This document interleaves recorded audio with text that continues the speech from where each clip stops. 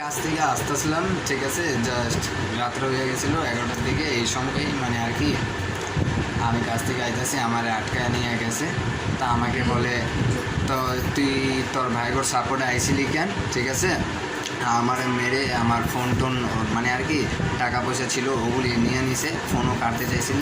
Just আমিও জোরাজোরি করছি, ওদিকে লোকজন আইছিল, আমার ভাই কয়েকজন আইছিল বাঁচানোর জন্য, আমারে বাসায় নিয়ে গেছে। শেষে বাসায় আবার পর তা ওরা আবার দল বান্ধা আইসে আমার বাসায় মারার জন্য সব কয়টা, ঠিক আছে। তা আমার ফ্যামিলিরা ওনার ফ্যামিলিদেরকে ডেকে বোঝাইয়া বলছে, ওনার ফ্যামিলিদের কথা ওনারা মানতেছে না। জাস্ট ওনারা বলে যেহেতু আম করে মারছে, ঠিক আছে, মামলা করুক ইয়া যা করুক, আমরা মারবো, এই কারণে যা করা লাগে করবো।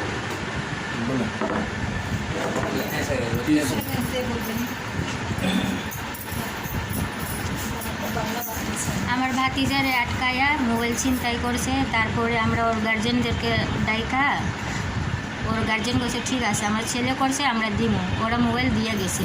ওই সময় দুই চারটা থাপ্পড় দিছে আমার ভাই। তারপরে ওরা মোবাইল দেওয়ার পরে দ্বিতীয় দিন আমার ভাতিজারে ব্রিজে নিয়ে যায় 7-8 জন ছেলে মিলে মারছে।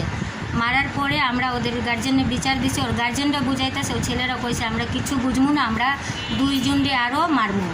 তারপরে মামলা করো, পুলিশ আও করে পাও, কিছু বুঝি না, আমরা 2 জনরে মারবো। রূপার চেন 1500 টাকা, রূপার চেন 1500 টাকা ছিল।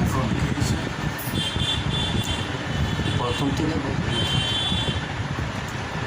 দ্বিতীয় দিন রাত্রে আমার ছেলের মোবাইল ছিনতাই করছে, 6-7 জন ছিল মনে।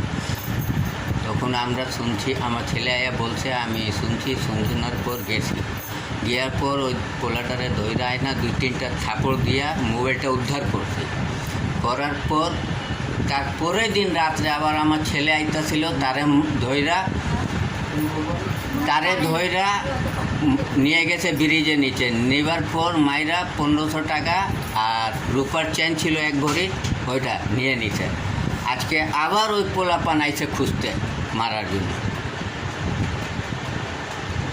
মানে গেছেন কিছু বলবা না